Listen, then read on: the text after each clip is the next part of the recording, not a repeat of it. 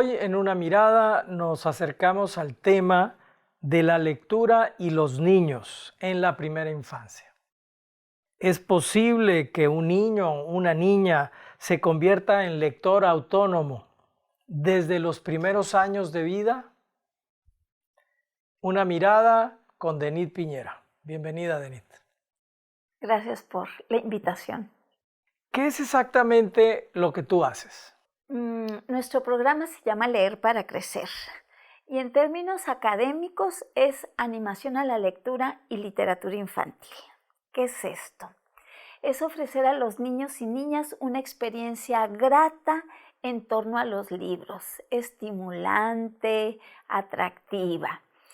Y va en dos sentidos. Por un lado, despertar su gusto, su interés, y por otro, ir desarrollando las habilidades básicas para la lectura, atención centrante, concentración, desarrollo del lenguaje y ofrecerle también una probadita de distintos géneros literarios. Cuento, en algunos casos novela corta para los niños de primaria, rimas, trabalenguas, para disfrutar de los libros.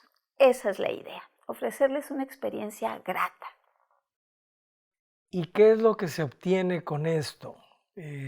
Los niños se acercan a los libros, al lenguaje, a la voz, al sonido, a la música. ¿Qué es lo que logras haciendo esto que tú haces?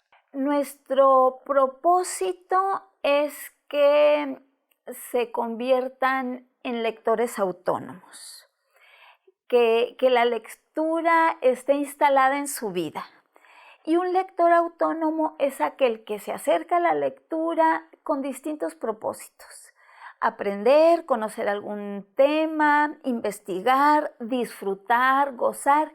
Y hablamos de la lectura en todos los soportes. Ahorita el reto es poner al libro en un primerísimo lugar, sobre todo en la primera infancia, porque, bueno, el atractivo de las pantallas luminosas es grandísimo. Es muy fácil, es una estimulación sensorial inmediata, entonces pues creemos que ofrecérselos desde pequeñitos es en este periodo tan importante en que el cerebro empieza a desarrollar sus funciones principales, el libro esté presente ahí. Y bueno, ahorita leer implica muchísimos soportes. En su momento él irá eligiendo, pero que el libro esté ahí como ese ejercicio para el pensamiento importante. Hay un trabajo que hace el ojo, que si la mirada junto con el músculo ocular se fija en una pantalla, este movimiento no se hace. En cambio, para leer, sí necesitas correr la vista. ¿Qué pasa si en la primera infancia no se hace este ejercicio? Es decir, que la mirada esté fija en una pantalla, sea de televisión, de computadora, de tablet, lo que sea. ¿Qué pasa? Pues desde ahí empieza el reto. Como bien dices, en la lectura el músculo visomotor es el que tiene que recorrer la línea, ir dando significado palabra tras palabra, y en la pantalla pues el texto está ahí.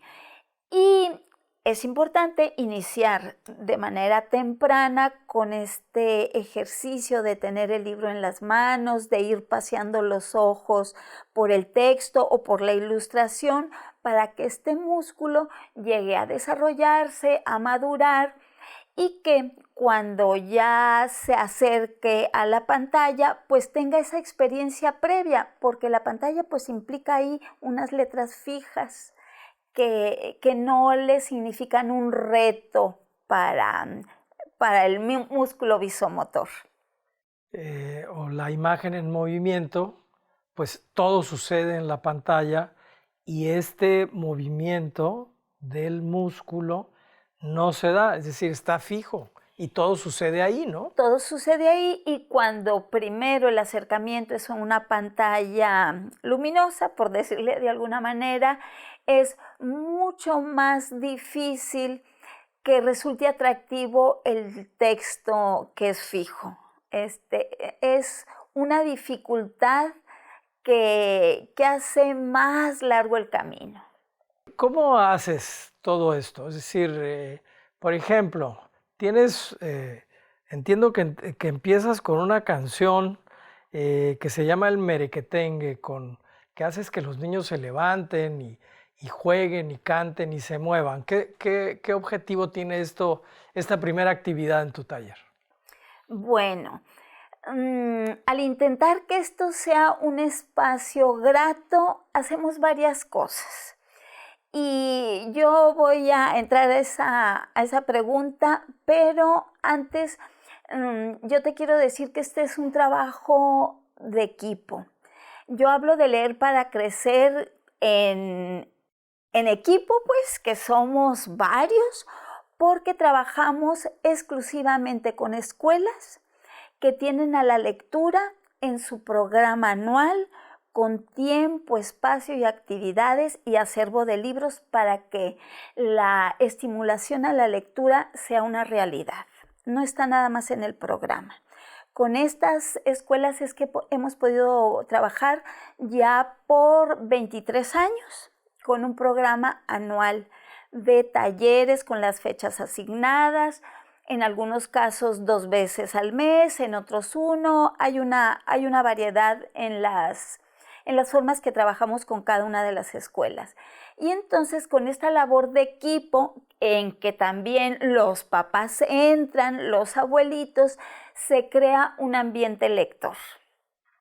Y no soy maestra, me presento a los niños como la tía de los cuentos para darle este tono entrañable al momento, una celebración, y con ello empezamos. Nos saludamos con una canción, nos ponemos en atención en las zonas de silencio, llevo libros de gran formato, porque a mí de manera personal me encanta la ilustración y para los niños es un puente para la comprensión de la lectura, entonces les llevo libros de gran formato, les llevo libros de todo género para la exploración, para la lectura personal, y entre una y otra actividad desarrollamos una serie de ejercicios que tienen que ver con el canto, con la motricidad, con el juego, para ir encaminando esa atención centrante, esa posibilidad de que escuchen. Y terminamos con una actividad, con una serie de estrategias que les llamo actividades, que tienen que ver con la actividad plástica, para que ellos expresen aquello que les gustó de la historia, que ideen nuevas historias, que generen finales diferentes. Entonces, ese último momento resulta muy valioso para mí, para de una manera lúdica, muy flexible, saber qué está pensando el niño, qué le gustó, qué le atrae y qué detonó en él nuevas historias. Entonces, prácticamente esa es la estructura de nuestros talleres. Que incluye también el que les cuentas una historia. Claro, al inicio comparto una historia, una narración que puede ser de distintos géneros. A veces, como te mencionaba, con libros de gran formato, a veces es una lectura, hay variantes, intento llevarles diversidad y sorpresas en cada sesión y pues se genera un regocijo de compartir todos una misma historia. ¿Cómo seleccionas esas historias? ¿Dónde las consigues? ¿Qué elementos son los que buscas? Y si no están, ¿cómo los adaptas? ¿Qué haces tú con esas historias para que te funcionen para el objetivo que buscas? Busco historias que alimenten su imaginación, que den apertura a nuevas historias, que estén bien narradas por el escritor.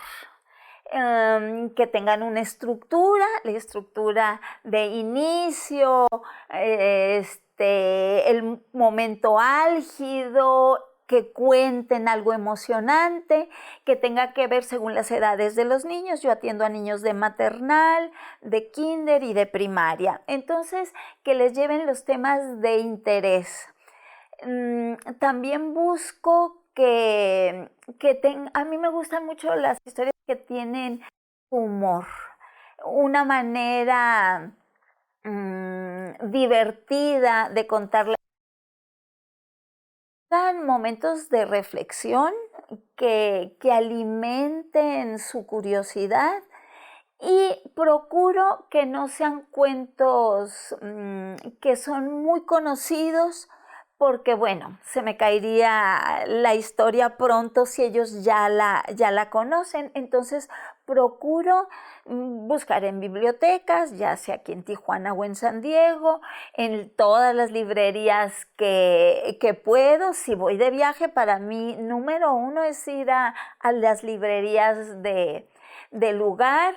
De repente me encuentro ahí sorpresas de escritores locales. Entonces ando a la casa de buenas historias para compartirlas. Y también a mí un libro tiene que llamarme, porque que me dé esa dosis de llegar y saber que traigo algo lindo para contar. Que eso que escribió el escritor sea algo que yo me pueda apropiar porque me gusta ir a contarlo. Dame un ejemplo, ¿por qué no así resumido, nos platicas el de la sombrilla, por ejemplo? Creo que es un buen ejemplo. El libro de la sombrilla grande lo encontré en una librería en San Diego. Es de una autora que vive ahorita en Nueva York. Ella lo escribe y lo ilustra, June, y cuenta que una niña que va a la casa de su abuela, que vive en un poblado cercano, va de vacaciones y ella sabe que en la casa de su abuela siempre pasan cosas extraordinarias. Ya por la tarde se va a dar un paseo y la abuela le recuerda: llévate la sombrilla porque ya sabes, más vale prevenir, así como son las abuelas. Emma, la niña protagonista de esta historia, va y ha dado algunos pasos en ese pueblo que no conoce mucho, que no tiene amigos. Da unos pasos cuando de repente la sombrilla se abre solita, y se abre porque se avecina un chubasco.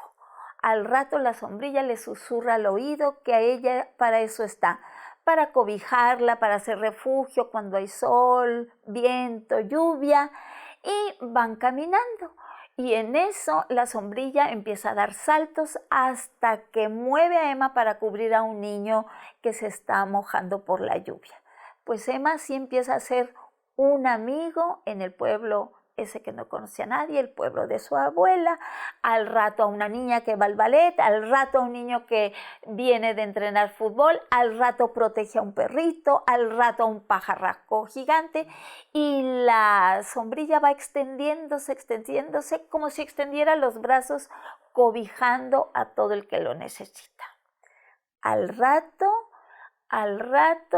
es una sombrilla gigante que tiene abajo de sí a cantidad de personas ahí en el pueblo que se sienten protegidas, que empiezan a platicar, a brincar charcos, y en eso cesa la lluvia, aparece el sol, y Emma con todo se va a la plaza del pueblo, y ahí todos están bajo la sombrilla, y Emma lo confirma. En la casa de su abuela siempre pasan cosas extraordinarias. Déjame decirte que la ilustración es hermosa, con un colorido muy vivo, es en técnica de acuarela, y a los niños se las he contado y se fascinan. Y después hacemos una dinámica. ¿A quién te gustaría proteger? Y he escuchado de todo. Por supuesto, a su perrito, a los gatos de la calle, a los indigentes que no tienen techo, bueno, a países enteros, a países que están en conflicto. Los niños quisieran protegerlos con esa sombrilla gigante. que este cuento tú lo encuentras, lo buscas, lo encuentras, le ves todos estos elementos. Tú haces un dibujo a línea con el que los niños, después de escuchar esta historia, dibujan. ¿Qué sentido tiene esto? ¿Para qué lo haces? ¿Cómo funciona? ¿Qué pasa? ¿Qué pasa ahí?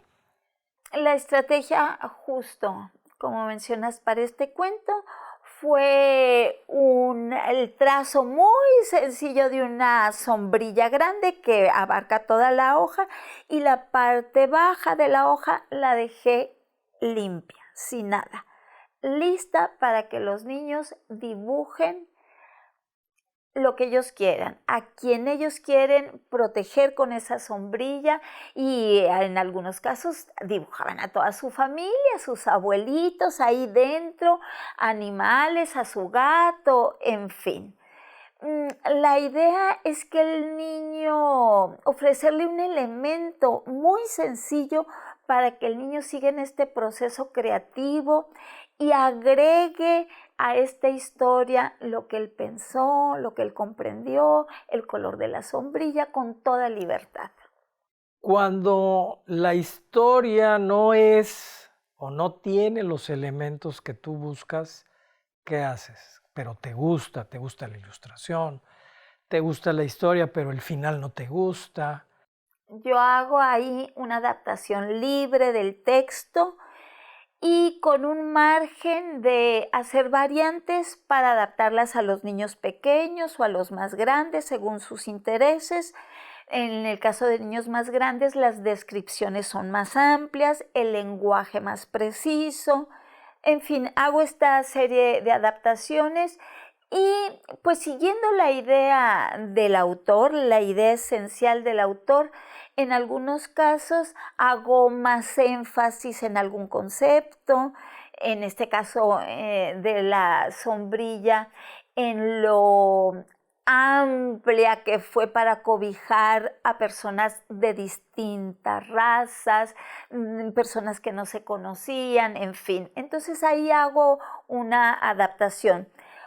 Cuido el lenguaje que me ofrece el autor, palabras claves, no reduzco el lenguaje. Procuro incluso ampliarlo si es necesario, no defino alguna palabra que sea un poco compleja o que para los niños no la usen mucho, sino que doy sinónimos para que ellos vayan enriqueciendo su lenguaje. Qué bueno que mencionas las palabras, el lenguaje. ¿Cómo o qué haces adicional a esto para que amplíen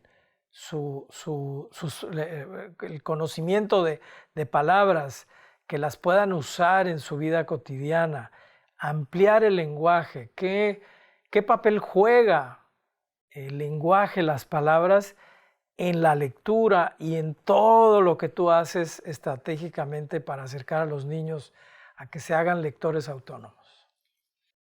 Pues darles muchas palabras, que las escuchen, que disfruten su sonido, sobre todo, por ejemplo, en el caso de los niños de maternal, es ir desarrollando un bagaje, acrecentando sus posibilidades, en principio para que se comuniquen, para que puedan nombrar sus emociones, para que cuando ya lean, hacerles más sencillo el camino para la comprensión.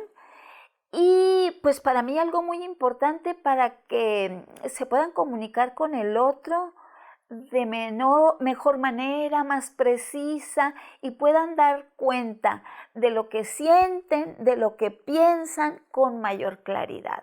Y los niños tienen una capacidad grande de hacerlo.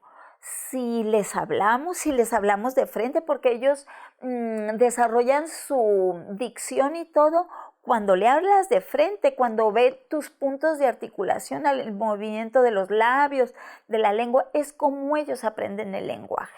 Entonces, pues en el taller eso está muy presente como una tarea importante para realizar. Ahí en eso de que hablas, también juega un papel importante, ya lo mencionaste, pero me gustaría que abordaras un poco más los trabalenguas, la lotería en formato grande. ¿Tiene ese objetivo? Claro. Como la idea es pasarla bien, el juego es parte muy importante. Este mes recién que pasó, hicimos una lotería, pero totalmente diferente. Y diseñé una serie de adivinanzas en torno a los elementos de la lotería. Y entonces, pues yo les decía la adivinanza y ellos corrían y tenían las tarjetas gigantes en el piso y ellos iban a tocar justo la respuesta de la adivinanza. Entonces, cuidé que estas adivinanzas fueran rimadas, que se escucharan bonito y que les pusieran ahí a pensar para, con las pistas, dar la solución. Entonces, son juegos. Y, por ejemplo, esta actividad la jugamos hasta con abuelitos. Entonces, fue muy atractivo hacer de este juego tradicional, que tiene toda una historia en fiestas kermeses y que en nuestro país se ha difundido muchísimo, pues ponerle ese juego de palabras. Y entonces, cuando ellos la pasan bien, cuando están emocionados, pues el aprendizaje es que los permea, los llena. Entonces, esas experiencias son las que buscamos. ¿Dónde aprendiste esto? Platícanos un poco de qué estudiaste, cómo surgió pues este leer para crecer en tu vida. Soy comunicóloga, afortunada en contar con libros desde mi primera infancia y esto como un gusto y una pasión personal que fue creciendo. Luego llega el momento en que doy clases y me percato que jóvenes preparatorianos y universitarios no tenían historias y cuentos en su vida y entonces voy desarrollando algunos talleres, algunas estrategias y posteriormente tuve la posibilidad de profesionalizar este interés con la maestría en Castilla-La Mancha, así, animación a la lectura y literatura infantil. Entonces, eso ya me dio los elementos teóricos, académicos, para poder con mayor conciencia hacer este programa. Que inició hace 23 años. Sí, inició hace 23 años. En este momento, ¿cuántas escuelas atiendes? ¿Cuántos alumnos? Hemos tenido variantes en el ciclo, pero actualmente atendemos a 7 escuelas particulares que tienen esta consigna, tienen en su programa la lectura como un elemento básico. Y para eso está diseñado el programa con tiempos, espacios, libros para poderlo realizar. Parece una paradoja porque se supondría que todas las escuelas pues están en eso. Entiendo que están en que los niños aprendan la lectoescritura, que es otra cosa, es decir, que es la herramienta principal para que puedan luego leer. Pero esto es otra cosa, esto es el gusto y que padecemos en México de una manera importante. ¿Te fue fácil llegar a estas escuelas? O sea, al principio todo el mundo te dijo, sí, cómo no, queremos esto. ¿Fue difícil? ¿Dónde encontraste terreno fértil? ¿En dónde no? ¿Cómo fue ese primer momento? Fue un camino largo. Inicialmente prácticamente yo me ofrecía para ir a contar cuentos. Fui con el paso del tiempo profesionalizando, teniendo una mayor experiencia y por el otro lado conociendo el contexto, el funcionamiento de las escuelas, qué era posible, qué era sostenible y cuál es la tarea de los maestros, que es ardua. Y tienen que ver una serie de contenidos específicos que marca la SEP, que marca el calendario, y es muy amplio lo que tienen que hacer. Entonces, simplemente la labor de enseñar al niño a leer y escribir es una tarea compleja, muy compleja para el niño, para el aprendizaje, que involucra una serie de habilidades que lleva su tiempo. Entonces, ahí entra Leer para Crecer porque, para empezar, no tengo el título de maestra. Yo soy la tía de los cuentos, tengo una visita esplendorosa, llevo sorpresas. Leer para Crecer invierte en materiales, invierte en el diseño de las estrategias.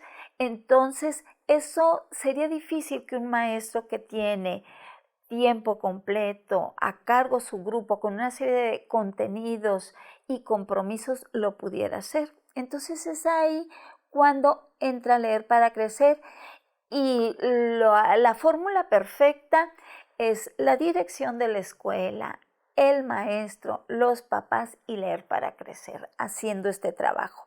Y empezamos poco a poquito. Algunas escuelas que nos dijeron que sí, viendo que era viable, que a los niños les gustaba, que a los papás se entusiasmaban con esta idea, y así poco a poquito picando piedra. No es evaluable, no hay una calificación del taller para los niños. Eso así sucede. ¿Por qué?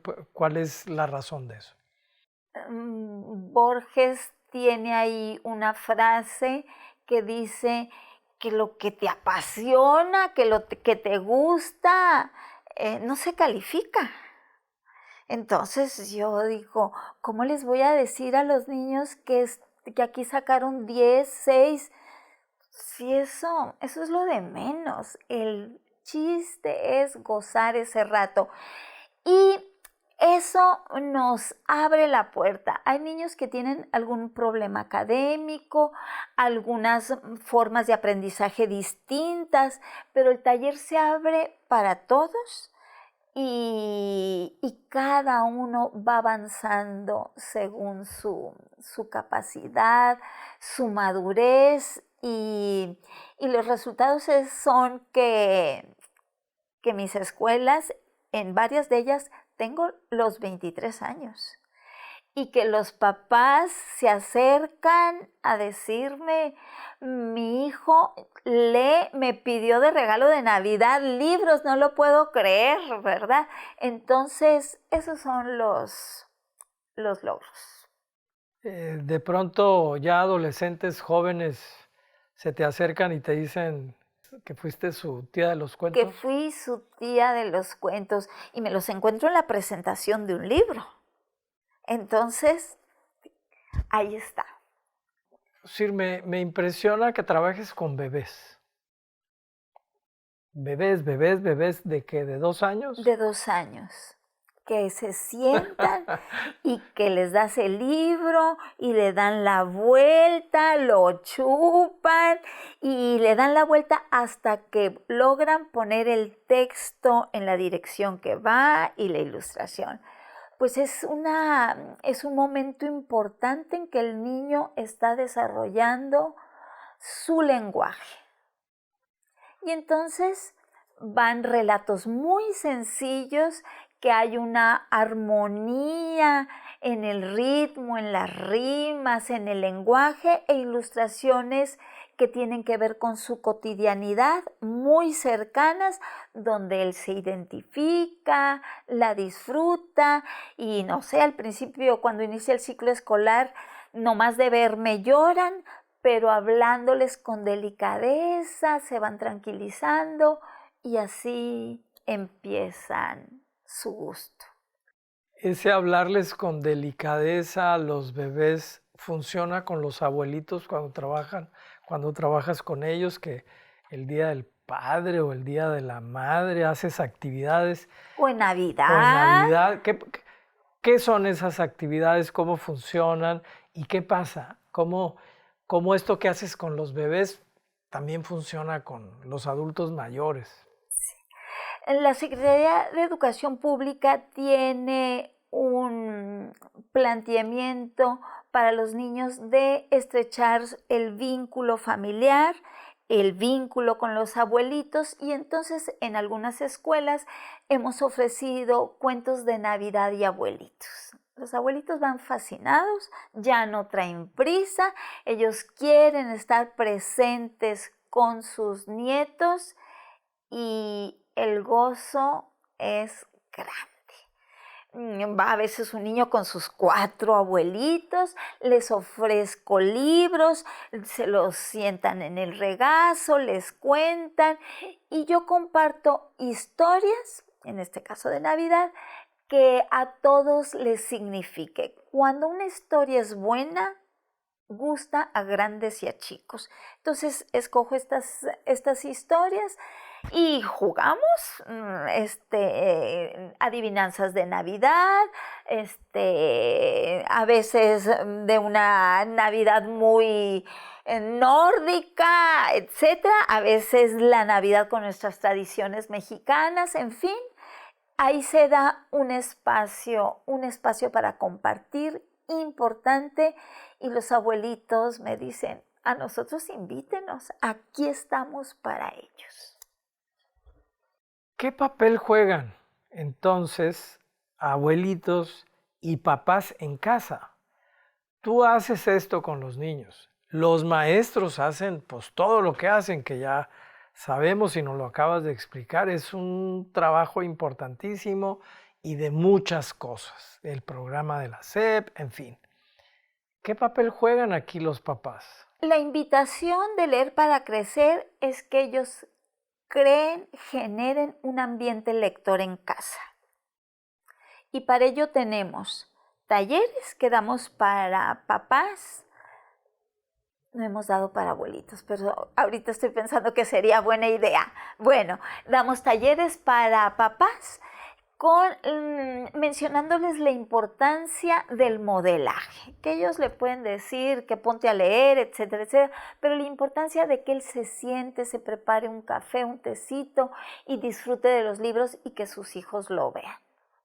Porque bueno, si los hijos ven a sus papás enganchados exclusivamente a la pantalla cada vez que hay tantito tiempo libre, pues a lo mejor se les va a hacer difícil pensar que la lectura es atractiva.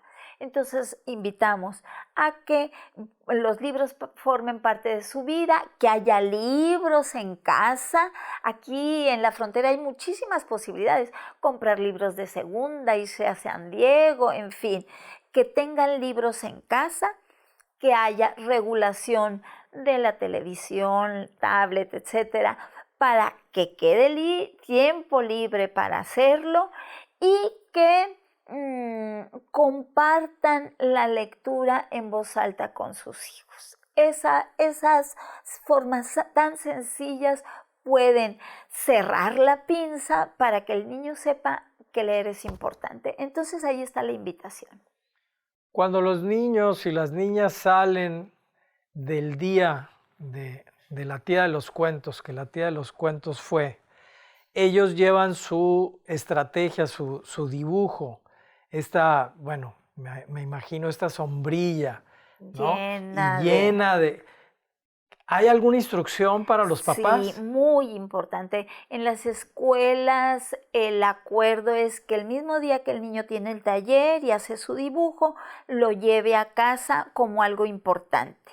Y ese dibujo es la oportunidad para que el niño le narre a su mamá, a su papá, a su hermano, en fin, a sus abuelitos, la historia que escuchó, lo que comprendió y le explique a través de ese dibujo lo que él piensa, lo que se le ocurrió.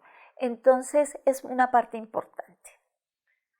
Que genera, además de una aceptación a la misma lectura, digamos, lazos afectivos, es decir, ¿también tiene ese objetivo? Claro, claro. Ese puente para que el papá sepa lo que hizo, sepa lo que a su hijo le importa. Y por otro lado, en este ejercicio de narrar, sucede algo muy importante. El niño, desde que está en el taller, va a escuchar con atención porque tiene el deseo de compartirlo. Y en ese compartirlo va a ordenar los elementos de la historia, va a buscar la manera de esos pensamientos, ponerles un orden para que su papá lo comprenda, y eso es muy valioso, porque nosotros, los humanos, nos la pasamos narrando. ¿Y cómo te fue? No, que tiene un orden. Entonces ese ejercicio de dar prioridad a las ideas, de ponerle principio y fin, es un ejercicio muy importante que el niño lo puede hacer desde pequeño. Hace un tiempo escribiste este libro. Escribiste, dibujaste ese libro. Platícanos de él. De Tin Marín, adivina qué animal es. Pues es un libro de adivinanzas, de animales, porque algo que comparto con los niños es mi gusto por los animales. Y entonces, pues el libro está diseñado con una adivinanza, con letra que tú inventaste. Sí, que yo inventé, buscando, escogiendo las palabras para generar en ellos imágenes que sonaran bonito, que rimaran, y con limpia la ilustración, el texto ahí al frente y la respuesta en la página siguiente, pues con la respuesta, el cocodrilo. Y algunos datos curiosos para aprender sobre este reptil verde y escamoso, y así distintos animales. ¿Cuál es el cocodrilo? ¿Cuál fue la adivinanza? Dice: reptil verde y escamoso con grandes fauces y dientes filosos. Y ahí está. A ver, otro. Esta que se me hace linda. Esta dice: diminuto equilibrista de plumas tornasoladas, que con su largo piquito saluda a cada flor. Y aquí está. El colibrí. El colibrí. Y muy sencillo para que en grupo me pudiera funcionar, que de lejos, desde donde el niño esté sentado, pueda ubicar.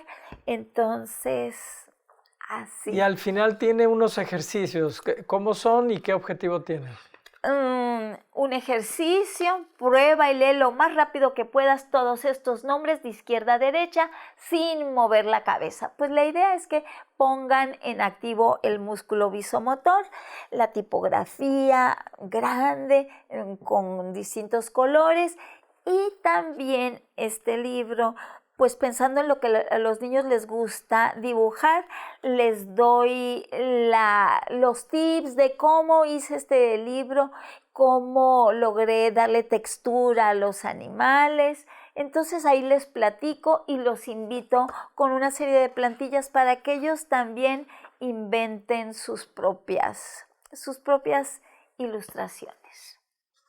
¿Ese libro está disponible? Sí, a la venta. Aún a la venta.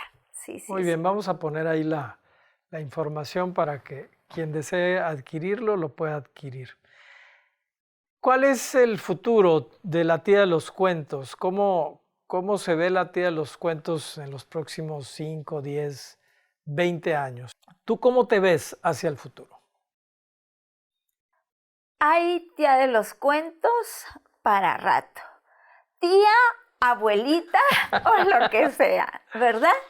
Yo espero seguir ofreciéndoles cosas interesantes a los niños, cambiando con ellos, porque sus intereses varían, pero muy atenta a lo que ellos quieren y necesitan, por un lado. Y por otro, hay algunas historias que me interesa publicar, que he escrito y las comparto con los niños y que están ahí a espera de ser publicadas.